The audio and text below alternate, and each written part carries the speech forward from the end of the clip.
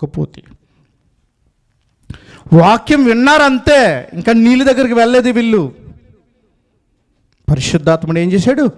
అందరి మీద దిగిపోయి భాషలతో మాట్లాడుతున్నప్పటికీ ఇశ్రాయేల్ నుంచి కనెక్ట్ అయిన యేసుక్రీస్తులోకి వచ్చిన వారు, సున్నతి పొందిన వారు, యేసుక్రీస్తుని విశ్వాసించుకున్న వారు విభృతి పొందారంట, ఆశ్చర్యపడిపోయారంట.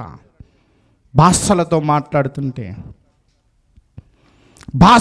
మాట్లాడుతుంటే ఆశ్చర్యపోయారంట. ఈ ఆశ్చర్యకార్యం నీకు కలగాలి. ఇంకా ఎందుకు నేను వెయిట్ చేస్తున్నాను అనుకోవాలి. నువ్వు మారాలి. మనసు ఒక పాట ఉంటుంది, మారాలి మనసే మారాలని ఉంటుంది పాట. సరిగ్గా రాదు నాకు పాడుదని, లేకపోతే పాటలంతా అన్నలాగా రెడీగా ఉంటాడు అన్న కొడతాకి మరి.